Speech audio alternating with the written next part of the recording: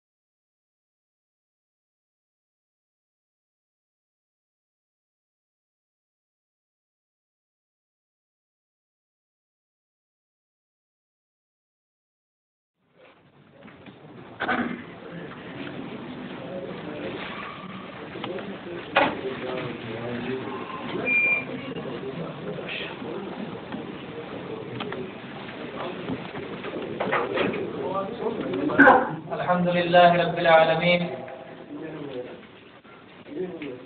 والصلاة والسلام على سيد المرسلين اما بعد. آج کا یہ ماہانہ پروگرام الدین النصیحہ کے موضوع پر ہوگا. آپ کے سامنے محاضر فضیلت الشیخ عطاء الرحمن القیدی حفظہ اللہ ہیں، جو جامعہ اسلامیہ مدینہ منورہ کے کلیۃ الدعوہ کے فارغ التحصیل ہیں، جس کا تخصص بھی اس بات پر ہوتا ہے کہ دعوت کا کیا اسلوب ہے، اسلامی تربیت کس طرح کی جاتی ہے، اور اسلامی تاریخ، یہ ساری چیزیں اس کا تخصص ہیں. اس کلیہ سے مولانا فارغ التحصیل ہیں. آج آپ کے سامنے بتائیں گے کہ الدین النصیحہ، یہ نصیحت کیا چیز ہے، دین پورا کا پورا نصیحت کس طرح ہے. پروگرام جیسا کہ میں نے پہلے بھی کہا، یہ ماہانہ ہے اور ہر مہینے انشاءاللہ ہوتا رہے گا. آپ اس پروگرام میں خود بھی شرکت فرمائیں، اپنے احباب کو، دوستوں کو، متعلقین کو بھی لے کر کے آئیں، اور اس پروگرام میں جو کچھ سیکھیں اس کو بعد میں جانے والوں تک پہنچائیں. یہ آپ کا فریضہ ہے. جو شخص جتنا علم رکھے اس کو اپنے آگے تک پہنچائے، نہ جاننے والوں تک پہنچائے. یہ ہر شخص کا فریضہ ہے. اور پھر یہ محاضرہ غور سے سنیں، کیونکہ محاضرہ ختم ہونے کے بعد سوالات کیے جائیں گے. سوالات، ایک سوال کیا جائے گا، پھر اس پر جتنے لوگ اس کا جواب دے سکیں گے وہ اپنے ہاتھ اٹھائیں گے. اس میں سے محاضر آپ میں سے کسی کو اختیار کریں گے کہ فلاں اس کا جواب دے. اگر انہوں نے جواب دیا تو ان کے لیے انعام ہے، اگر نہیں جواب دے سکے تو پھر کسی اور کو اختیار کیا جائے گا. اس طرح سے محاضرے کے بعد جو سوالات ہیں، 10 سوالات ہیں اور 10 انعامات ہیں. محاضرے ہی کے تعلق سے جو بات آپ کے سامنے رکھی جائے گی، جو بات آپ سے کہی جائے گی، اسی کے تعلق سے 10 سوالات کیے جائیں گے. اس لیے غور سے سنیں تاکہ آپ جب پہلی بار ہاتھ اٹھائیں اور آپ کو اختیار کیا جائے تو ایسا نہ ہو کہ آپ جواب نہ دے سکیں. اور یہ انعامات قرآن اندازی کے ذریعے دیے جائیں گے. اور اس کے بعد محاضرے کے بعد انعامی سوالات ہوں گے. انعامی سوالات کے بعد پھر آپ کو پورا موقع دیا جائے گا کہ آپ سوالات کریں، خواہ اس محاضرے سے متعلق ہو یا کسی اور چیز سے متعلق ہو، آپ کے مسائل ہوں، اس کو آپ پیش کریں اور قرآن و سنت میں اس کا کیا حل ہے، دلائل کی روشنی میں اس کا جواب حاصل کریں. آپ کو کاغذات تقسیم کر دیے جائیں گے اور اس کے ذریعے آپ کے سوالات کا مولانا جواب دیں گے. میں اپنے اور میں مولانا کے درمیان اور آپ کے درمیان زیادہ دیر تک حائل نہیں ہونا چاہتا ہوں، اور میں چاہتا ہوں کہ یہ پروگرام شروع ہو جائے اور مولانا اپنی بات کو آپ کے سامنے رکھیں۔ اللہ تعالیٰ انہیں بہتر سے بہتر انداز میں دلائل کے ساتھ مزین اور مبرہن کہنے کی توفیق عطا فرمائے، اور آپ لوگوں کو سمجھنے کی اور اس پر عمل کرنے کی اور دوسروں تک یہ بات پہنچانے کی توفیق عطا فرمائے۔ مولانا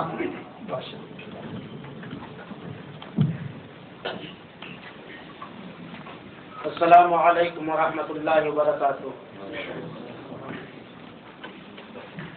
الحمد للہ نحمده ونستعینه ونستغفره ونؤمن به ونتوکل علیہ ونعوذ باللہ من شرور انفسنا ومن سیئات اعمالنا من يهده الله فلا مضل له ومن يضلل فلا هادي له وأشهد أن لا إله إلا الله وحده لا شريك له وأشهد أن سيدنا محمدا عبده ورسوله أما بعد أعوذ بالله من الشيطان الرجيم بسم الله الرحمن الرحيم وما خلقت الجن والإنس إلا ليعبدون وعن تميم الداري رضي الله تعالى عنه أن النبي صلى الله عليه وسلم قال الدين النصيحة قلنا لمن قال لله ولكتابه ولرسوله ولأئمة المسلمين وعامتهم أخرجه مسلم۔ گرامی قدر جناب اناؤنسر صاحب اور دیگر دینی و ملی بھائیوں اور دوستوں اور بزرگوں، اللہ رب العالمین کی تعریف اور رسول معظم نبی محتشم پر بہت بہت درود و سلام کے بعد معلوم ہو کہ آپ کا یہ ماہانہ پروگرام جس میں آپ مسلسل شریک ہوتے ہیں، میں آپ لوگوں کا بہت بہت شکر گزار ہوں کہ آپ لوگ دور دراز سے تشریف لائے ہیں۔ اللہ تعالی ہمیں صحیح طریقے سے اپنا اور اپنے رسول کا پیغام پہنچانے کی توفیق عطا فرمائے، اور ہم سب کو بغور سننے اور عمل کرنے کی توفیق عطا فرمائے، آمین۔ خطبہ مسنونہ کے بعد قرآن مقدس کی ایک آیت کریمہ تلاوت کی گئی ہے، جس کا معنی اور مفہوم یہ ہے کہ وَمَا خَلَقْتُ الْجِنَّ وَالْإِنسَ إِلَّا لِيَعْبُدُونَ، ہم نے تمام انسان کو اور تمام جناتوں کو صرف اور صرف اپنی عبادت کے لیے پیدا فرمایا ہے۔ اللہ تعالی نے ہمیں اور آپ کو اس دنیا کے اندر پیدا فرمایا اور اپنی تخلیق کا مقصد بھی بتلا دیا کہ تاکہ لوگ صرف اللہ رب العالمین ہی کی بندگی کریں، تاکہ لوگ صرف اللہ رب العالمین ہی کی عبادت کریں۔ لیکن یہ مقصد جس کے خاطر ہمیں اور آپ کو پیدا فرمایا گیا تھا، آج ہم نے اس مقصد کو فراموش کر دیا۔ قرآن کریم جو ہماری ہدایت کے لیے نازل فرمایا گیا تھا، اس کو بالائے طاق ہم نے رکھ دیا۔ رسول اکرم صلی اللہ تعالی علیہ وسلم جو دعوت لے کر کے آئے تھے، اس سے ہم میں سے بیشتر مسلمان غافل ہو گئے۔ آج اپنے اس مختصر سے پروگرام میں میں یہی بتلانا چاہوں گا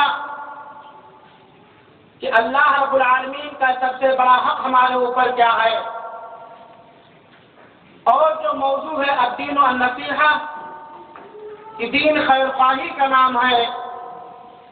تو سب سے پہلے ہمارے خیر خواہی کا مستحق کون ہے، اور اللہ تعالیٰ کے ساتھ ہماری خیر خواہی کیسے ہونی چاہیے۔ پھر میں کوشش کروں گا اس نقطے کی وضاحت کے لیے کہ رسول اکرم صلی اللہ تعالیٰ علیہ وآلہ وسلم جن پر ہمارا ایمان ہے کہ آپ آخری سندیشتہ اور آخری رسول ہیں،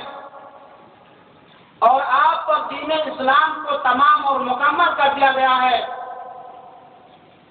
نبوت کا سلسلہ ختم کر دیا گیا ہے، ان کے کیا حقوق ہمارے اوپر بنتے ہیں، یا ہماری اور آپ کی خیر خواہی ان کے ساتھ کیا ہونی چاہیے۔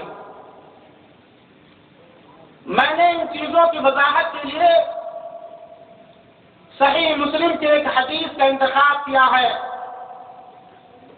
جو پڑھنے حدیث میں ایک عظیم ترین کتاب ہے، جس کے بارے میں علماء کرام نے، محدثین عظام نے فرمایا ہے کہ اس روئے زمین پر قرآن کے بعد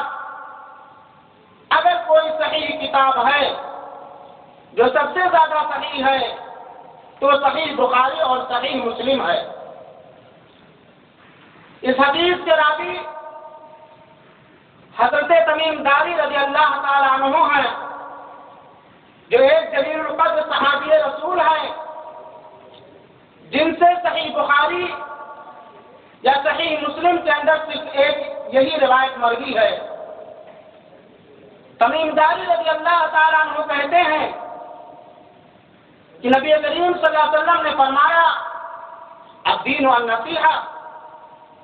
ایک مختصر سی بات آپ نے فرمائی، یا یوں کہہ لیجیے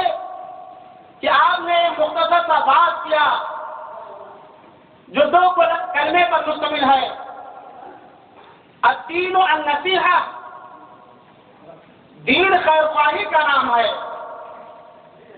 یہ جملہ صحابہ کرام کا سننا ہی تھا، جامع اور معنی کلمہ سننا ہی تھا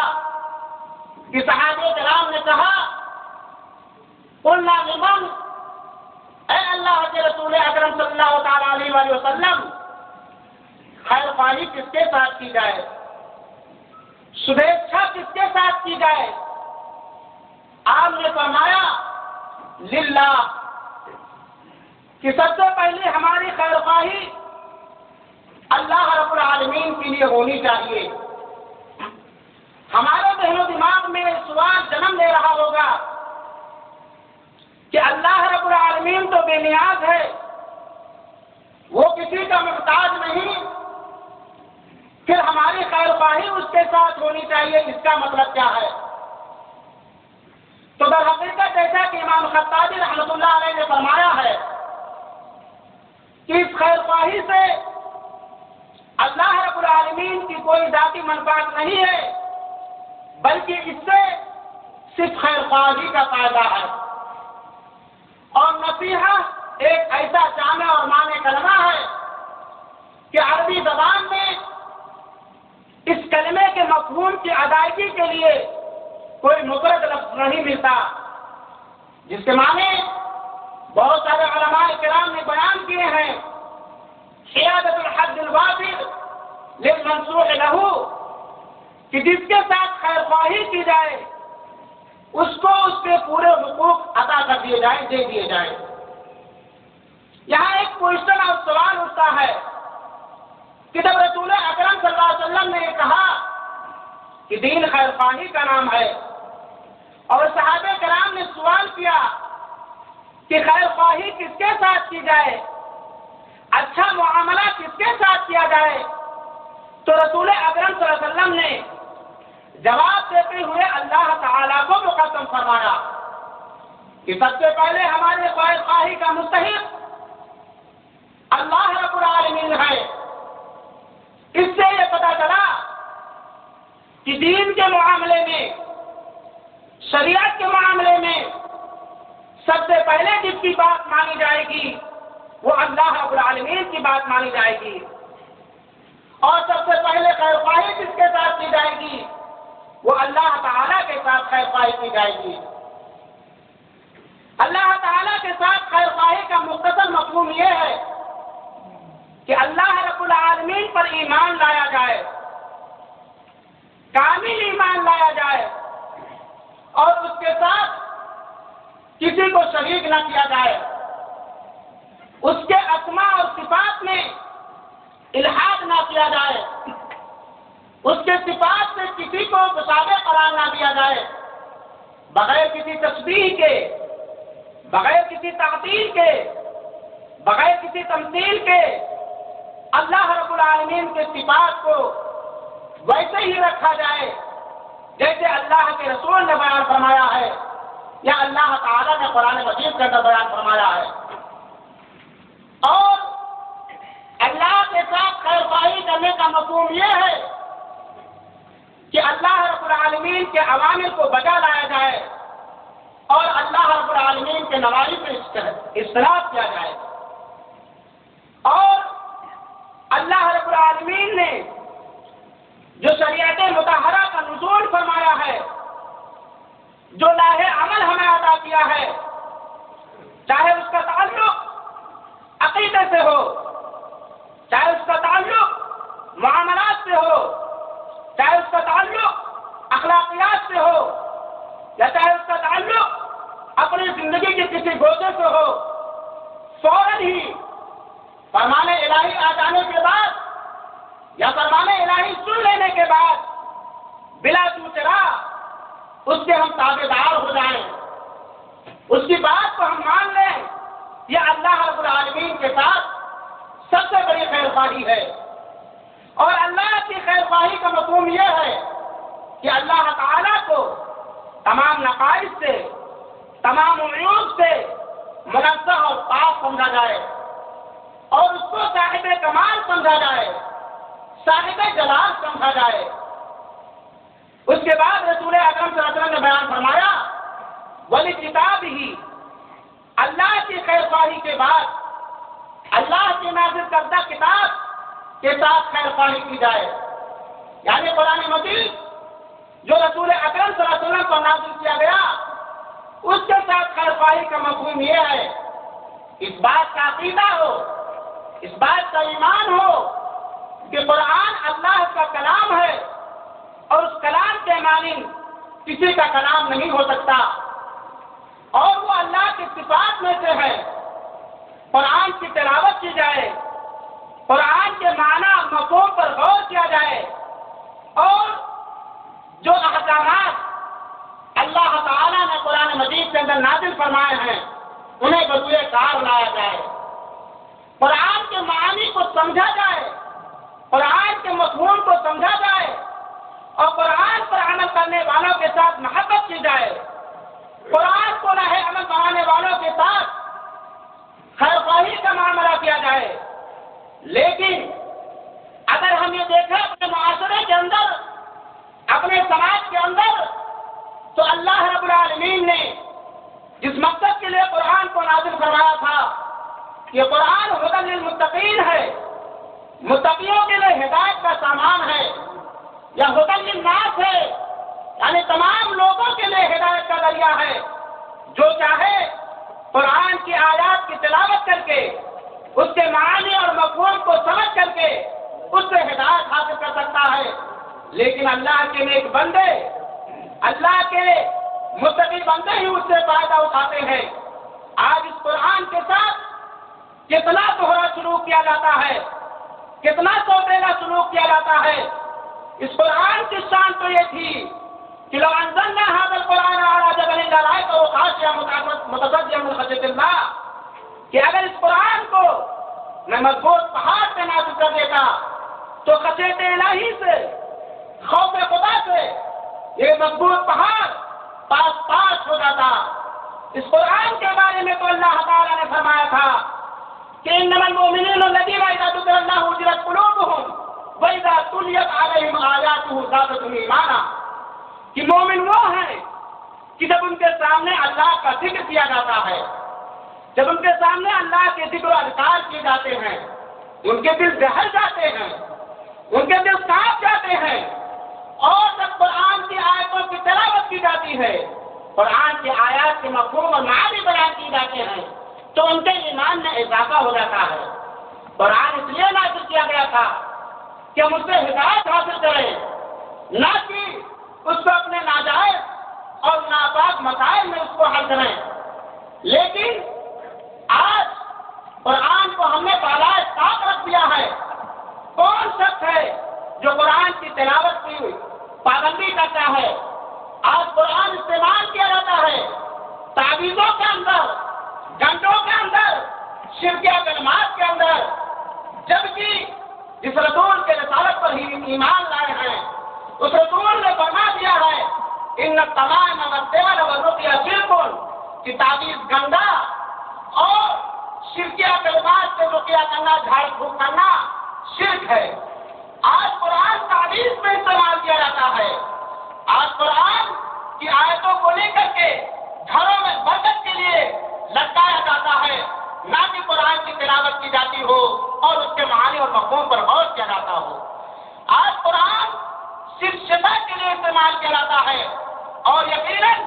مسلمانوں نے قرآن کو بالائے طاق رکھ دیا، قرآن کو چھوڑ دیا، حدیث رسول کو چھوڑ دیا۔ اسی لیے آج ذلت و خالی مسلط ہو گئی ہے۔ وہ زمانے میں معزز سے مسلمان ہو کر، وہ زمانے میں معزز سے مسلمان ہو کر آج ہم خیر ہوئے تاریخ قرآن ہو کر۔ دوستوں اور بھائیوں، قرآن کے ساتھ ہماری خیر خواہی اور اصلی خیر خواہی یہ ہونی چاہیے کہ قرآن کی آیتوں کی تلاوت کریں، اس کے معنی اور مفہوم کو سمجھیں، اس کے درس کا رواج کریں، اور قرآن کے مفہوم پر غور کرنے کے بعد اس کو اپنے سینے سے لگائیں، اس کی تلاوت سے تحفظ کریں، اس کے احکامات پر عمل کر کے اپنی زندگی کے تمام گوشوں میں تبدیلی لائیں۔ پھر اللہ کے رسول اکرم صلی اللہ علیہ وسلم نے بیان فرمایا وَلِلرَّسُولِ، اللہ کے ساتھ خیر خواہی کے بعد، کتاب اللہ کے ساتھ خیر خواہی کے بعد رسول کے ساتھ خیر خواہی کی جائے۔ رسول اکرم صلی اللہ علیہ وسلم کے ساتھ خیر خواہی کا معنی اور مفہوم کیا ہے؟ اس بات کا عقیدہ رکھا جائے، اس بات پر ایمان لایا جائے کہ اللہ کے رسول اکرم صلی اللہ علیہ وسلم، محمد عربی صلی اللہ علیہ وسلم اللہ کے سچے اور سچے رسول ہیں اور آخری رسول ہیں۔ رسالت کا سلسلہ، نبوت کا سلسلہ آپ کی آمد کے بعد ختم ہو گیا، تب قیامت شروع زمین پر کوئی نبی نہیں بھیجا جائے گا۔ اور آپ نے بڑی امانتداری کے ساتھ، بڑی دیانتداری کے ساتھ، بہت ہی کٹھنائیوں کو جھیل کر کے، بہت ہی پریشانیوں کا سامنا کر کے اللہ کی ایک ایک بات کو، اللہ کے ایک ایک آدیش کو، اللہ کے ایک ایک حکم کو تمام مسلمانوں تک پہنچا دیا۔ اس لیے کہ آپ کی دعوت انٹرنیشنل تھی، آپ کی دعوت عالمی تھی، اور جو بھی خیر ہمارے لیے تنہا سمجھا، جس معاملے کے اندر ہمارے لیے بہتری سمجھا، اس کو کھول کھول کر کے بیان کر دیا، اور جس معاملے کے اندر ہمارے لیے ہلاکت محسوس کیا اس کی بھی وضاحت کر دی، اور ہمارے لیے حق کا بھی راستہ واضح کر دیا اور باطل کا بھی راستہ واضح کر دیا، توحید کے راستے کی نشاندہی کر دی اور شرک سے آگاہ کر دیا۔ رسول اکرم صلی اللہ علیہ وسلم کے ساتھ خیر خواہی کا معنی یہ ہے کہ آپ کی لائی ہوئی شریعت کے ساتھ، آپ کے ساتھ، آپ کی سنت مطہرہ کے ساتھ، آپ کے احادیث صحیحہ کے ساتھ زبانی نہیں، قولی نہیں، عملی اور سچی محبت کی جائے، عملی تابعداری کی جائے، اور آپ جو بات کہہ دیں، چاہے وہ کیسی بھی بات ہو، کسی بھی خلاف ہو، فوراً اس کو مان لیا جائے۔ یہ رسول کے ساتھ ہماری خیر خواہی کا معنی اور مفہوم ہے۔ اور ساتھ ہی ساتھ رسول کے ساتھ خیر خواہی کا معنی یہ بھی ہے کہ جو رسول کی لائی ہوئی شریعت پر عمل پیرا ہو، ان سے محبت کی جائے، ان سے دشمنی نہ کی جائے، اور جو سب رسول کی توہین کرے، رسول کے احادیث صحیحہ کی توہین کرے، ماننے والوں کی توہین کیا جائے کرے، اس کے ساتھ معاذات کیا جائے، اس کے ساتھ نفرت کا معاملہ کیا جائے، اور اگر کوئی شان رسول میں گستاخی کرنا چاہے، زبان سے اس کی زبان نکال لے، ہاتھ اس کے ہاتھ قلم کر دے، ہم اس کے خلاف جہاد کریں، ہم اس کے خلاف اہل بغاوت کریں، اس لیے وہ ہمارے آخری سندیش تھے، وہ ہمارے آخری رسول تھے، اور اس بات کا عقیدہ رکھا جائے کہ نجات صرف اتباع سنت میں ہے، بھلائی اخروی بھلائی اور دنیاوی بھلائی صرف اور صرف اتباع سنت ہی میں ہے۔ انشاءاللہ اس پر میں تفصیلی گفتگو کروں گا، اور اس کے بعد ائمہ کے ساتھ خیر خواہی کی جائے۔ ائمہ سے مراد جو یہاں ہے وہ ولاۃ الامور ہیں، اسلامی حکومت ہو، بادشاہ وقت ہو، تو ایسی صورت میں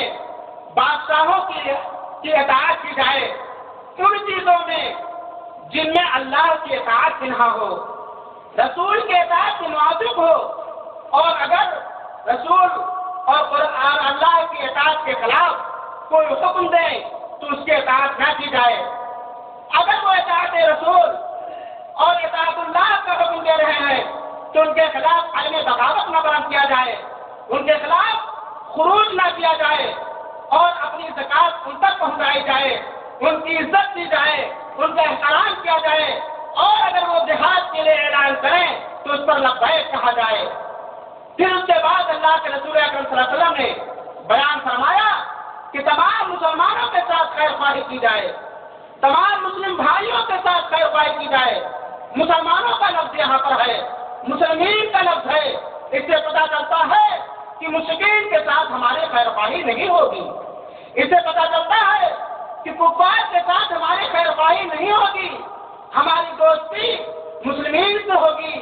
ہماری دوستی مومنین سے ہوگی، ہماری دوستی کفار سے نہیں ہوگی، ہماری دوستی نصارہ سے نہیں ہوگی، ہماری دوستی یہود سے نہیں ہوگی، ہماری دوستی عیسائیوں سے نہیں ہوگی، ہماری دوستی مشرکین سے نہیں ہوگی، نہ ان کے عقیدوں سے، نہ ان کے اخلاق سے، نہ ان کے پوشاک سے، نہ ان کے چال ڈھال سے، نہ ان کے نشو و برخاست سے، کسی بھی چیز سے ہماری دوستی، ہماری خیر خواہی نہیں ہوگی، بلکہ وہ اللہ کے دشمن، اللہ کے رسول کے دشمن، اللہ کے رسول کے لائی ہوئی شریعت کے دشمن، اس لیے ہمارے بھی وہ دشمن ہیں۔ اور عام مسلمانوں کے ساتھ خیر خواہی کرنے کا مفہوم یہ ہے، ایک مسلمان کے ساتھ سب سے بڑی خیر خواہی یہ ہے کہ اس کو بھلی بات کا حکم دیا جائے اور بری بات سے روکا جائے۔ اگر اس کے اندر کوئی کمی پائی جاتی ہے، کوئی عیب پایا جاتا ہے، کوئی عملی کوتاہی پائی جاتی ہے، تو اخلاق کے ساتھ، محبت کے ساتھ، اس کے عزت و احترام کا تازہ لحاظ رکھتے ہوئے اسے معروف کا حکم دیا جائے، اسے صحیح بات کا حکم دیا جائے اور اسے بری باتوں سے روکا جائے۔ دینی معاملات میں اس کی خیر خواہی کی جائے، اور اسی طریقے سے اگر دنیاوی معاملے میں بھی وہ ہماری کسی خیر خواہی کا محتاج ہو، ہماری کسی خیر خواہی کا حاجت مند ہو، ہم اس کی خیر خواہی کرنے میں، اس کے غمگساری کرنے میں، اس کے ساتھ ایثار کرنے میں، اس کی ہمدردی کرنے میں پہلو کبھی نہ برتے، اپنے دامن کو سمیٹے نہیں، اور یہی تمیم داری کی روایت ہے۔ دوستوں، علماء کرام نے، امام خطابی رحمۃ اللہ علیہ نے اس تمیم داری کی اس روایت کو یہ کہا ہے، اس کی اہمیت بتلاتے ہوئے کہ یہ حدیث ان 4 حدیثوں میں سے ہے جس پر اسلام کی تمام چیزیں چھوڑ دی گئی ہیں، بلکہ دوسرے علماء نے یہ بات کہی ہے، اور یہی صحیح بات ہے کہ تمیم داری کی اس روایت پر پوری اسلام کی بنیاد اور مدار، پورے اسلام، پورے شریعت مطہرہ کی بنیاد، اساس، مدار تمیم داری کی اسی روایت پر ہے۔ دیکھ لیجیے، آپ ذرا غور کیجیے، اللہ کے ساتھ خیر خواہی کرنا، پھر اس کے بعد رسول کے ساتھ خیر خواہی کرنا، اللہ کی کتاب کے ساتھ خیر خواہی کرنا، اللہ کی شریعت کو جو نافذ کرنا چاہتے ہو ان کے ساتھ خیر خواہی کرنا، اللہ کی شریعت کو جو مانتے ہو ان کے ساتھ خیر خواہی کرنا، پورا دین آ گیا، پورا اسلام آ گیا، پوری شریعت مطہرہ آ گئی۔ اب آئیے ذرا تفصیل کے ساتھ ہم مطالعہ کریں اور جانیں کہ جو سب سے پہلی چیز رسول اکرم صلی اللہ علیہ وسلم نے بیان فرمائی ہے کہ اللہ کے ساتھ ہماری خیر خواہی ہونی چاہیے، اور اللہ کے ساتھ خیرخواہی کا مطلب جو بتلایا گیا ہے کہ اللہ پر ایمان لایا جائے اور اس کے ساتھ کسی کو شریک نہ کیا جائے، بغیر کسی پر تنگ کرتے ہوئے بہت ہی مثبت انداز میں اس عقیدے کی وضاحت کرنا چاہتا ہوں۔ اگر کسی کو کوئی سوال ہوگا وہ بعد میں کر سکتا ہے، اگر کسی کو کوئی اعتراض ہوگا تو بعد میں استفسار کر سکتا ہے، کھلی اجازت ہے۔ دوستو، ایمان باللہ جسے توحید کے نام سے یاد کیا جاتا ہے، یہی اساس ہے عبادت کے قبول ہونے کی۔ عقیدہ توحید ہی وہ عقیدہ ہے جو ہمیں دعوت دیتا ہے اللہ کی عبادت کرنے کی طرف اور اللہ کی مخلوق کی عبادت سے روکتا ہے۔ توحید کی 3 قسمیں ہیں۔ اس بات کو ہم مسلمان کو جاننا چاہیے کہ توحید کی کتنی قسمیں ہیں، تو جان لیجیے توحید کی 3 قسمیں ہیں: توحید ربوبیت، توحید الوہیت، توحید الاسماء والصفات۔ توحید الوہیت کسے کہتے ہیں، اس کا مفہوم کیا ہے؟ توحید ربوبیت پہلے سمجھیے، توحید ربوبیت کسے کہتے ہیں، اس کا مفہوم کیا ہے؟ توحید ربوبیت کہتے ہیں اس بات کا اقرار کیا جائے کہ اللہ تعالیٰ کے علاوہ کوئی خالق نہیں ہے، اللہ کے علاوہ کوئی مالک نہیں ہے، اللہ کے علاوہ کوئی پالنہار نہیں ہے، اللہ کے علاوہ کسی نے آسمان نہیں پیدا کیا، کسی نے زمین نہیں پیدا کیا، اور مخلوقات کے اندر تدبیر امور اسی کا ہے، وہی مدبر الامور ہے، کائنات کا چلانے والا، کائنات کو پیدا کرنے والا، کائنات کے نظام کو برقرار رکھنے والا صرف وہی اللہ رب العالمین ہے۔ اس کے علاوہ کسی کے اختیار میں نہیں ہے، کسی کے بس میں نہیں ہے، کسی کے طاقت میں نہیں ہے کہ وہ ہمیں رزق دے سکے، ہماری پرورش کر سکے اور کائنات کا کوئی بھی نظام چلا سکے، چاہے وہ ولی ہو، چاہے وہ نبی ہو، چاہے وہ پیر ہو، چاہے وہ پیغمبر ہو، چاہے وہ فرشتہ ہو، چاہے وہ علماء ہو، چاہے جو بھی ہو، اللہ کے علاوہ اس کائنات کا کوئی خالق نہیں، اس کائنات کے بسنے والوں کا کوئی رازق نہیں، اور اس کائنات کا چلانے والا کوئی نہیں ہے۔ یہ ہمارا عقیدہ ہونا چاہیے، اور یہ عقیدہ کفار مکہ کا بھی تھا، مشرکین مکہ کا بھی یہ عقیدہ تھا کہ اللہ کے علاوہ کوئی خالق نہیں ہے، اللہ کے علاوہ کوئی رازق نہیں ہے۔ چنانچہ اللہ رب العالمین نے بیان فرمایا وَلَئِن سَأَلْتَهُم مَّنْ خَلَقَ السَّمَاوَاتِ وَالْأَرْضَ لَيَقُولُنَّ اللَّهُ۔ اے رسول اکرم صلی اللہ علیہ وسلم، ان مشرکین مکہ سے اگر آپ پوچھیں، ان کفار سے اگر آپ پوچھیں کہ آسمان و زمین کا خالق کون ہے، کس نے آسمان و زمین کو پیدا کیا، تو ضرور کہہ دیں گے کہ اللہ نے پیدا کیا۔ آج عصر حاضر میں ایک غیر مسلم، ایک ہندو مت کا ماننے والا، ایک بدھ مت کا ماننے والا بھی عقیدہ رکھتا ہے کہ کائنات کا پیدا کرنے والا، ہمارا پیدا کرنے والا اوپر والا ہے۔ کیونکہ ہم غیر مسلموں کو دعوت دینے جاتے ہیں نا، ہم جانتے ہیں کہ ان کو کوشچن کرتے ہیں، وہ یہی کہتے، یہ عقیدہ کفار مکہ کا بھی تھا اور مشرکین مکہ کا بھی تھا۔ اور اللہ رب العالمین نے بیان فرمایا قُلْ مَن يَرْزُقُكُم مِّنَ السَّمَاءِ وَالْأَرْضِ أَمَّن يَمْلِكُ السَّمْعَ وَالْبَصَرَ وَمَن يُخْرِجُ الْحَيَّ مِنَ الْمَيِّتِ وَيُخْرِجُ الْمَيِّتَ مِنَ الْحَيِّ وَمَن يُدَبِّرُ الْأَمْرَ فَسَيَقُولُونَ اللَّهُ فَقُلْ أَفَلَا تَتَّقُونَ۔ اے نبی پاک صلی اللہ علیہ وسلم، اگر آپ ان سے پوچھیں کہ آسمان و زمین سے تمہارے لیے کون اتارتا ہے، آسمان سے بارش برسا کر کے اور زمین کے سینوں کو چیر کر کے تمہیں روزی کون عطا کرتا ہے، تمہارے کان کا، تمہاری آنکھ کا مالک کون ہے، کون وہ ذات ہے جو زندہ کو مردہ سے نکالتا ہے، زندہ کو مردہ سے نکالتا ہے۔ اس کی مثال یہ سمجھیے کہ زندہ کو مردہ سے نکالتا ہے، انڈا مردہ ہے، اندے میں کوئی روح نہیں، کوئی جان نہیں، لیکن اللہ کی پیدا کردہ مخلوق مرغی اس کو گرم کرتی ہے، اللہ رب العالمین اس کے زندہ چوزے نکال دیتا ہے۔ انسان کے شریر اور بدن سے منی کا قطرہ نکلتا ہے جو مردہ ہوتا ہے، پھر اللہ رب العالمین اپنی قدرت کے ذریعہ، اپنی کاریگری کے ذریعہ ماؤں کے 3 اندھیری کوٹری میں یا تو لڑکا بنا دیتا ہے یا لڑکی بنا دیتا ہے، یا تو صحیح سالم بنا دیتا ہے یا کانا اور لولا بنا دیتا ہے، یا تو صاحب عقل صاحب بصیرت بنا دیتا ہے یا پاگل اور دیوانہ بنا دیتا ہے۔ اس کے علاوہ کسی کے اختیار میں یہ چیز نہیں ہے، کسی کے بس میں یہ چیز نہیں ہے۔ اور اسی طریقے سے اللہ تعالی زندہ سے مردہ کو نکالتا ہے، مرغی بھی روح ہے اور اس سے انڈا پیدا کرتا ہے، انسان بھی روح ہے، اس سے منی کا قطرہ جو مردہ اس کو نکالتا ہے۔ اور اس تمام امور کا، دنیا کے کائنات کے تمام نظام کی تدبیر کون کرتا ہے؟ سورج ہمیشہ ایک جگہ سے نکلتا ہے، ایک جگہ شروع ہوتا ہے۔ آسمان کو کہکشاں سے، ستاروں سے، چاند و تاروں سے کتنے مکمل کیا؟ صرف اللہ رب العالمین نے مکمل کیا، مزین کیا۔ یہی جواب تو پارے مکہ بھی دیں گے۔ پھر اے نبی پاک صلی اللہ علیہ وسلم آپ اس سے کہیے افلا تتقون، کیوں نہیں تم تقویٰ اختیار کرتے ہو؟ یعنی تم جانتے ہو کہ کائنات کا خالق اللہ ہے، سب کچھ کا پیدا کرنے والا اللہ ہے، متصرف پھر کون اللہ ہے، تو پھر کیوں اس پر ایمان لا کر کے اس کا تقویٰ نہیں اختیار کرتے ہو؟ گویا معلوم ہوا کہ صرف عقیدے توحید ربوبیت کا اقرار کرنا دائرہ اسلام میں داخل کرنے کے لیے کافی نہیں ہوگا۔ بات سمجھ آ رہی نا؟ اس لیے کہ کفار مکہ اس کا عقیدہ رکھتے تھے، اس کو مانتے تھے، لیکن اس کے باوجود بھی انہیں مشرک کر دانا گیا، انہیں کافر کر دانا گیا اور ان کے ساتھ کافرانہ معاملہ بتا گیا۔ اس سے معلوم ہوا کہ اگر ہمارا عقیدہ توحید ربوبیت کا عقیدہ ہے تب بھی ہم مومن اور مسلم نہیں ہیں۔ توحید کی دوسری قسم ہے توحید الوہیت۔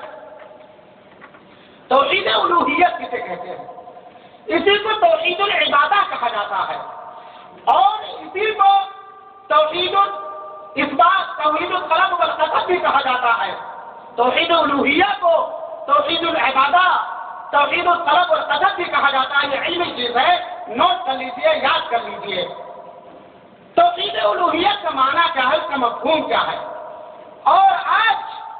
ہمارے معاشرے کے اندر، ہمارے سماج کے اندر، ہمارے نام نہاد مسلمانوں کے اندر جو کچھ کمی پائی جاتی ہے، جو کچھ نقص پایا جاتا ہے، اسی توحید کے اندر نقص پایا جاتا ہے۔ حالانکہ سب سے اہم چیز توحید الوہیت کا معنی یہ ہے کہ ہماری تمام عبادتوں کا مستحق صرف اللہ رب العالمین ہے۔ عبادت کے جتنے انواع اور اقسام ہیں، بندگی اور پوجا پاٹ کی جتنی قسمیں اور پاٹ ہیں، تمام قسموں کا مستحق صرف اور صرف اللہ رب العالمین ہے۔ چاہے وہ نماز ہو یا روزہ، حج ہو یا زکات، دعا ہو یا استغاثہ، یا استعانہ یا مدد طلب کرنا یا فریاد رسی کرنا یا پکارنا یا نذر و نیاز یا قربانی یا حج، عبادت کی جتنی قسمیں بھی ہو سکتی ہیں، یا جس چیز کو شریعت کی نگاہ میں عبادت کہا جا سکتا ہے، وہ صرف اللہ رب العالمین کے لیے ہونی چاہیے اور اللہ رب العالمین کو خوش کرنے کے لیے ہونی چاہیے۔ یہ توحید الوہیت کا مختصر سا مفہوم ہے۔ اور دوستو یہ جان لو کہ اللہ رب العالمین نے، جو میں نے پہلے آیت کریمہ تلاوت کی تھی، اللہ رب العالمین نے ہمیں اور آپ کو اسی توحید الوہیت کے لیے پیدا کیا ہے، توحید عبادت کے لیے پیدا فرمایا ہے۔ اللہ تعالیٰ نے بیان فرمایا وَمَا خَلَقْتُ الْجِنَّ وَالْإِنسَ إِلَّا لِيَعْبُدُونِ۔ مفسرین کہتے ہیں اے لیوحدون بالعبادہ، ہم نے انس و جن کی تخلیق اس لیے کی ہے کہ صرف میری ہی عبادت کریں۔ اور جان لیجئے جتنے انبیاء اور رسول دنیا کے اندر بھیجے گئے، سبوں نے اسی توحید کی دعوت دی، اس لیے کہ ان کی قوم توحید ربوبیت کے قائل اور مقیم۔ سبوں نے توحید عبادہ کی دعوت دی، توحید الوہیت کی دعوت دی، چاہے وہ حضرت موسیٰ ہو یا حضرت عیسیٰ ہو یا حضرت نوح ہو یا محمد عربی صلی اللہ علیہ وسلم ہو، جتنے انبیاء بھیجے گئے، جتنے رسول دنیا کے اندر بھیجے گئے، تمام لوگوں نے صرف توحید الوہیت کی دعوت دی۔ تمام لوگوں نے اپنے قوم کو بلایا کہ مخلوق کی عبادت سے روگردانی کرو، اللہ کی پیدا کی ہوئی چیزوں کے آگے جبین نیاز کو خم نہ کرو، سجدے نہ کرو، طواف نہ کرو۔ اگر جبین نیاز خم کرنا ہے تو وحدہ لا شریک کے سامنے، اگر عبادت کرنی ہے تو وحدہ لا شریک کی، اس لیے کہ تمام عبادت کا مستحق اللہ رب العالمین ہے۔ اللہ تعالیٰ نے قرآن مقدس کے اندر ارشاد فرمایا وَلَقَدْ بَعَثْنَا فِي كُلِّ أُمَّةٍ رَسُولًا أَنِ اعْبُدُوا اللَّهَ وَاجْتَنِبُوا الطَّاغُوتَ کہ ہم نے تمام امتوں کے اندر رسول بھیجا۔ اللہ رب العالمین اپنے تراثیر پر جہاں جیسی ضرورت محسوس کرتا تھا رسولوں کو بھیجتا رہا، نہ انبیاء کا اتحاد کرتا رہا، اور اخیر میں رسول اکرم صلی اللہ علیہ وسلم کو رحمت للعالمین شفیع المذنبین جو عالم نصرہ کا قدرت کا سینہ لے کر آئے، جو مازاغ البصر کی آنکھیں لے کر کے آئے، جو واللیل اذا سجا کی کالی ظلمہ لے کر کے آئے، جو رحمت للعالمین بن کر کے آئے، جو شفیع المذنبین بن کر کے آئے، جن کی اطاعت میں ہماری کامیابی مضمر ہے، جس کی اتباع کرنے میں ہماری کامیابی مضمر ہے، جس کی اطاعت کو ہمارے اوپر واجب کر دیا گیا، آخر میں رسول اکرم صلی اللہ علیہ وسلم کو مبعوث بنا کر نبی بنا کر بھیجا گیا، اور اللہ کے آدیش دے کر کے آئے کہ ان اعبدوا اللہ واجتنبوا الطاغوت، کہ اللہ کی عبادت کرو، اللہ کی بندگی کرو، اللہ کی کریا اتاری کرو، اللہ کو پوجو اور طاغوت سے بچو۔ دوستو کتنا پیارا آدیش ہے اللہ رب العالمین کا۔ اللہ نہیں چاہتا ہے کہ ہمیں اپنے مخلوق کے آگے جھکائے، ہم اپنی مراد کی امید کریں اپنی مخلوق سے جو ہماری ہی طرح مخلوق ہے، تھوڑا سا طاقت میں، مال میں، بزرگی میں فرق ہے۔ اللہ چاہتا ہے کہ میں نے اپنے بندوں کو پیدا کیا ہے، اس لیے میری عبادت کرے، بہت بہترین طریقہ ہے۔ اگر اللہ کہہ دیتا فلاں مولوی کی عبادت کرو، فلاں کی عبادت کرو، تو ہو سکتا فلاں مولوی صاحب ناراض ہو جاتے اگر ان کی عبادت بھی زیادہ نہ کرتے، فلاں ناراض ہو جاتے۔ کتنا بہترین اصول اللہ تعالیٰ نے لازم فرما دیا، اعبدوا اللہ، اللہ کی بندگی کرو، واجتنبوا الطاغوت، اور طاغوت سے بچو۔ دوستو یہاں اللہ تعالیٰ نے لفظ اجتناب کا استعمال کیا ہے، جس کا معنی ہوتا مکمل طریقے سے بچنا، ذرہ برابر اس میں لگا لیٹ والا معاملہ نہ ہو، بالکل ایک کنارے آپ رہے اور ایک کنارے اللہ طاغوت رہے۔ طاغوت کہتے کسے؟ طاغوت کہتے کسے ہیں؟ اس کو سمجھنا ضروری ہے۔ علماء کرام نے، محدثین اعظام نے، تمام ائمہ کرام نے طاغوت کی تعریف کی ہے، کل ما یعبد من دون اللہ فہو طاغوت، اللہ کے علاوہ اللہ کی مخلوق میں سے جس چیز کی بھی بندگی کی جائے، جس چیز کی بھی عبادت کی جائے وہ طاغوت ہے۔ کل ما یعبد من دون اللہ، اللہ کے علاوہ جس چیز کی بھی عبادت کی جائے وہی طاغوت ہے، اور اللہ تعالیٰ نے طاغوت کی عبادت کرنے سے منع فرما دیا ہے۔ آپ کے ذہن و دماغ میں میرے خیال میں میری خوش فہمی ہے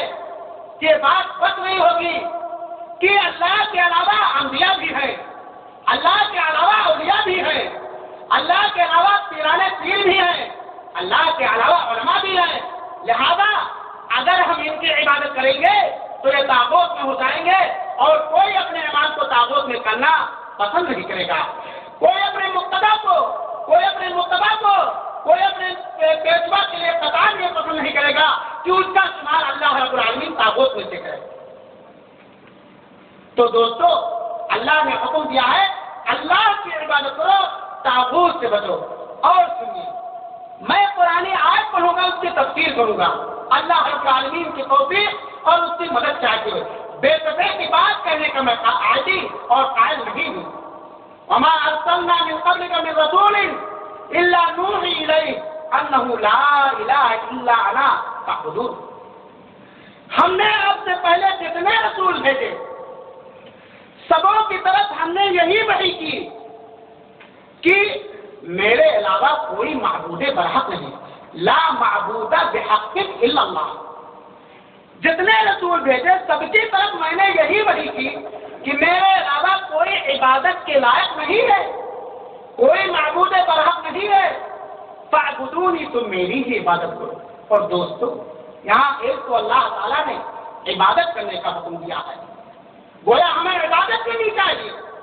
ہمیں بندگی کرنی چاہیے، اور عبادت اللہ کی ہی کرنی چاہیے، اور اللہ کے ساتھ خیر خواہی کا مفہوم بھی یہی ہے کہ ہم اللہ کے مختلف نعمتوں سے 24 घंटा भरपूर फायदा उठाए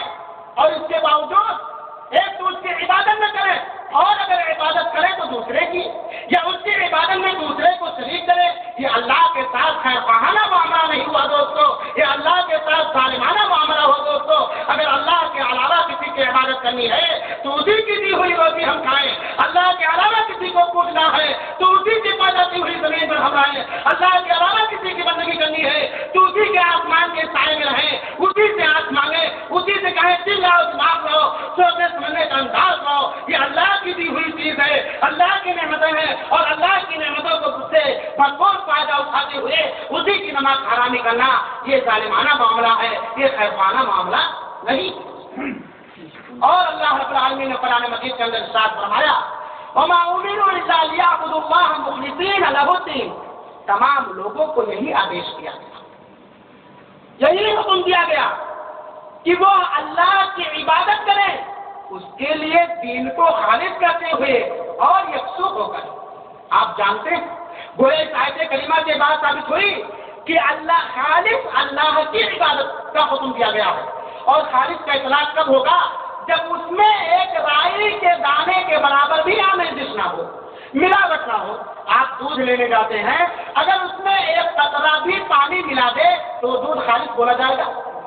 शहद के अंदर अगर चर्बी का एक कतरा मक्खी या चींटी के पर के बराबर भी मिला दिया जाए तो खालिद बोला जाएगा? नहीं बोला जाएगा ना। इसी तरीके से अगर इबादत के अंदर जर्रा बराबर हमने कोई चौराहा निकाला, हमने उस इबादत को में से जर्रा बराबर अल्लाह के अलावा किसी के लिए कर दिया, दोस्तों ये अल्लाह के लिए इबादत खालिद नहीं। और अल्लाह ने हमें हुक्म कर दिया है कि हम खालिद उसी की इबादत करें। तो इन तमाम आयात से बात वाज़ेह हो गई कि तौहीद उलूहिया का तकाज़ा ये है कि हम अपनी इबादत खालिद करें अल्लाह रब्बुल आलमीन के लिए। आज अक्सर और बेशतर ये बात समझी जाती है या अक्सर लोगों के ज़हन और दिमाग में बात आ सकती है कि इबादत से मुराद नमाज है, इबादत से मुराद रोज़ा है, हज और ज़कात है, और इबादत से मुराद और कोई दूसरी चीज़ नहीं है। दोस्तों इबादत को नमाज के अंदर, रोजे के अंदर और ज़कात और हज के अंदर महसूर कर देना ये दीन इस्लाम नहीं कहता। इबादत एक जामे लफ्ज़ है। आइए मैं आपको बताऊं कि इबादत की तारीफ क्या है। इमाम इब्न तैमिया रहमतुल्लाह अलैह ने, जो एक जलीलुल क़द्र आलिम दीन है, जिनकी बहुत सारी तारीफात हैं, इसके बावजूद भी वो इंसान थे, बहुत सारे मसाइल में उनसे भी भूल चूक हुई है।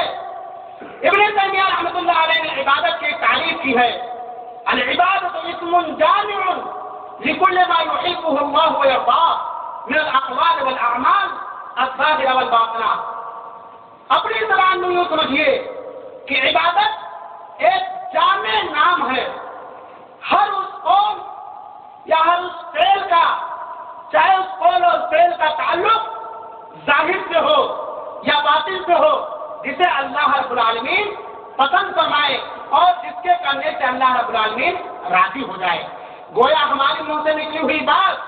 हमारे दिल से निकली हुई बात, हमारे आज़ा और जवारे से तमाम किए हुए अमाल अगर मर्ज़ी मौला और मौला के पसंद के मुताबिक है तो वो इबादत है। और मोमिन का हर काम इबादत है दोस्तों। यहाँ तक कि मोमिन जो रिज़्क़ हलाल हासिल करने के लिए खेत जोतता है, सब्र फाका से बचने के लिए खेत जोतता है, उसका एक काम भी इबादत से खाली नहीं है। यहाँ तक कि अगर कोई आदमी अपनी बीवी के साथ अपनी जिसकी ख्वाहिश पूरी करता है इस नियत से कि हम महारिम से बचे रहें, तो ये भी सदका और ये भी एक इबादत की एक किस्म है दोस्तों। तो आप लोग कहते हैं कि इबादत नमाज के लिए है, और इबादत नमाज है, रोज़ा है, हज है, ज़कात है, ये तो हम अल्लाह के लिए करते हैं, और चीज़ें तो हम अल्लाह के अलावा भी कर सकते हैं। तो दोस्तों मैंने बतलाया कि इबादत हर कौल और फेल को कहेंगे जिसका ताल्लुक जाहिर से हो या बातिन से हो, जिसे रब की मर्जी, जिसमें रब की मर्जी पिन्हा और पोशीदा हो। अब आइए, जब इबादत का मैंने मफ़हूम समझ लिया तो सरसरी तौर पर इख्तिसार के साथ चंद अहम इबादतों का, जो नमाज, रोज़ा, हज, ज़कात या अरकान इस्लाम के अलावा है, उनका भी मैं तज़किरा कर देना मुनासिब और ज़रूरी समझता हूँ। इसलिए कि आज हमारे मुआशरे के अंदर, आज हमारे समाज और सोसाइटी के अंदर जो कुछ شرک و بدعات پائی جاتی ہے، عبادت کے انہیں انواع اور عبادت کے انہیں اقسام میں پایا جاتا ہے۔ دوستوں اور بھائیوں، دعا بھی عبادت ہے، دعا بھی عبادت ہے۔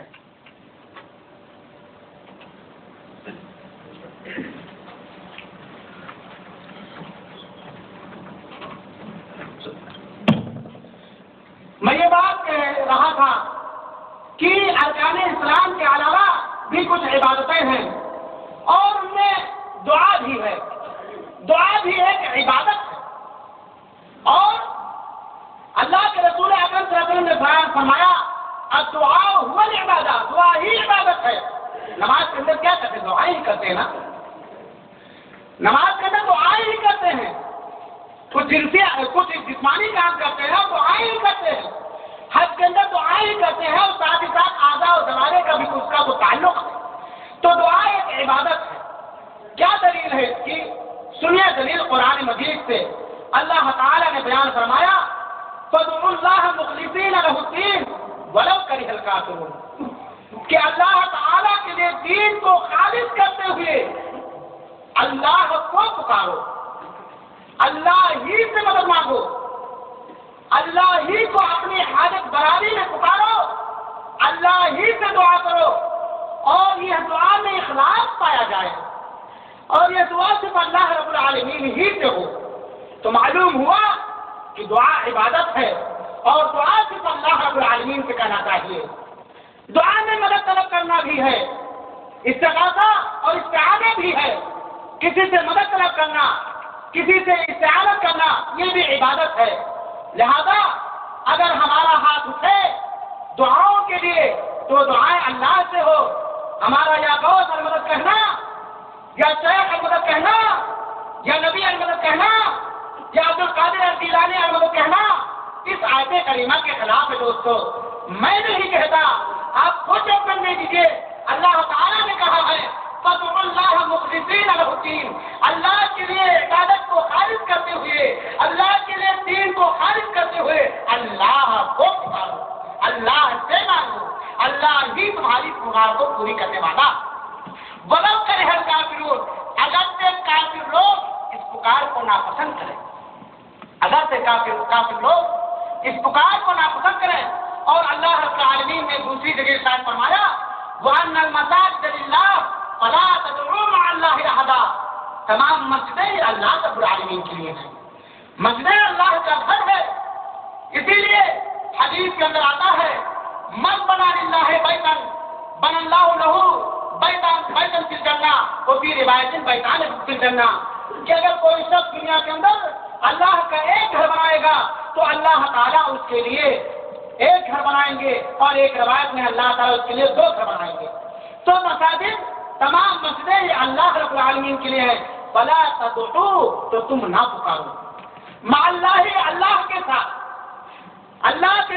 احدن، کسی کو، اللہ کے ساتھ کسی کو نہ پکارو۔ اس بات کی سرے سے نفی ہو گئی پہلی آیت کریمہ سے کہ اللہ ہی کو پکارا جائے گا، اور اب سوال یہ پیدا ہوتا تھا کہ اللہ کے ساتھ ساتھ اللہ کے مخلوق میں سے کسی کو پکارنا مدد کے لیے، دعا کے لیے کسی کو پکارنا جائز ہے کہ نہیں جائز ہے؟ اللہ نے کھول کے بیان کر دیا مع اللہ، اللہ کے ساتھ بھی کسی کو نہ پکارو، ایک تو صرف اللہ ہی کو پکارو اور اللہ کے ساتھ غیر اللہ کو نہ پکارو۔ دوستو احدن یہاں نکرہ آیا ہے اور عربی کا گرامر ہے، نکرہ نفی کے سیاق میں آیا ہے، اور جب نفی کے سیاق میں بھی یہ بات آئے تو اس سے عموم مراد ہوتا ہے، یعنی اللہ کے علاوہ اللہ کے ساتھ کسی کو بھی مت پکارو۔ اور میں بات کر چکا ہوں کہ اللہ کے علاوہ جو بھی مخلوق ہیں سب غیر اللہ کے علاوہ، اور دعا قبول کرنے کی طاقت قدرت صرف اللہ رب العالمین کے پاس ہے اور کسی کے پاس نہیں۔ ایک ذہن میں سوال آ سکتا ہے کہ بھائی اگر ہم کسی پریشانی میں ملوث ہو جائیں تو کیا ہم اپنے کسی طاقتور بھائی یا مالدار بھائی کو مدد کے لیے نہیں پکار سکتے ہیں؟ اور یہی شبہ ڈالا جاتا ہے دوستوں، ذہن و دماغ میں یہی سوچا ڈالا جاتا ہے ان کاموں میں جس کے کرنے کی طاقت اور قدرت صرف اللہ رب العالمین کو حاصل ہے، اس میں اللہ کے ساتھ کسی کو پکارنا یہ شرک ہے۔ اور اسی پکار کو اللہ تعالیٰ نے منع فرمایا ہے۔ لیکن اگر مثال کے طور پر میں بیٹھا ہوں، مجھے کوئی آیت بھول گئی، میں کوئی آیت بھول گیا، میں نے کہا شیخ عبدالحادی صاحب ذرا میری مدد کیجیے، وہ آیت ذرا مجھے بتلائیے، یہ زندہ ہے اور یہ کر سکتے ایسے مدد کے لیے پکارنا یہ صرف نہیں ہے۔ ان کاموں میں مدد کے لیے پکارنا یا ان کاموں میں غیر اللہ سے دعا کرنا جس کے کرنے کا اختیار یا جس کے کرنے کی طاقت اور قدرت صرف اللہ تعالیٰ رکھتا ہے، اس کے علاوہ کوئی نہیں رکھتا، ان کاموں میں اگر غیر اللہ کو پکارا جائے تو اسی سے اللہ تعالیٰ نے منع فرمایا ہے کہ اللہ کے ساتھ کسی غیر اللہ کو نہ پکارو۔ اور اللہ رب العالمین نے دوسری جگہ ارشاد فرمایا وَلَا تَدْعُوا مِن دُونِ اللَّهِ مَا لَا يَنفَعُكَ وَلَا يَضُرُّكَ فَإِن فَعَلْتَ فَإِنَّكَ إِذًا مِنَ الظَّالِمِينَ۔ دوستو بڑی عظیم ترین آیت ہے۔ اس آیت کے اندر خطاب کیا گیا ہے، مخاطب کیا گیا ہے اللہ کے رسول اکرم صلی اللہ علیہ وسلم کو۔ اور ہم سب لوگ یہ بات جانتے ہیں کہ اللہ کے رسول اکرم صلی اللہ علیہ وسلم شرک سے معصوم تھے، جانتے ہیں اللہ کے رسول اکرم صلی اللہ علیہ وسلم شرک سے محفوظ تھے۔ یہاں اللہ کے رسول کو خطاب کر کے کہا گیا ہے، مراد امتی ہے۔ اور دیکھیے اللہ کے رسول کے ساتھ کیا معاملہ اللہ تعالیٰ نے دعا کے سلسلے میں برتا۔ اللہ تعالیٰ کہتا ہے وَلَا تَدْعُوا مِن دُونِ اللَّهِ، اے محمد عربی صلی اللہ علیہ وسلم اللہ کے علاوہ کسی کو نہ پکارو، مَا لَا يَنفَعُكَ وَلَا يَضُرُّكَ، جو نہ تمہیں نفع پہنچا سکتے ہیں اور جو نہ تمہیں نقصان پہنچا سکتے ہیں۔ دیکھیے اللہ کے رسول کو بھی ان کا محبوب حکم دے رہا ہے کہ اللہ کے علاوہ کسی کو نہ پکارو، اس لیے کہ اللہ کے علاوہ اللہ کی پیدا کی ہوئی مخلوق کے اندر اتنی طاقت نہیں ہے، اتنی قدرت نہیں ہے، اتنی مثال نہیں ہے، اتنی کیپیسٹی نہیں ہے کہ تمہیں نفع پہنچا سکیں، تمہیں نقصان پہنچا سکیں۔ آیت سمجھ میں آ رہی ہے دوستو؟ ایک نبی کو حکم دیا جا رہا ہے، یہی سے بات بھی پتہ چل رہا ہے، یہ بات بھی معلوم ہو رہی ہے کہ ان کاموں میں جن کاموں کے کرنے کا اختیار اللہ رب العالمین ہی کو حاصل ہے، ان کاموں میں ہمارے نبی بھی ہمیں کوئی نفع اور نقصان نہیں پہنچا سکتے۔ بات نہیں آ رہی ہے؟ تو اللہ تعالیٰ نے فرمایا کہ اللہ کے علاوہ تم کسی کو نہ پکارو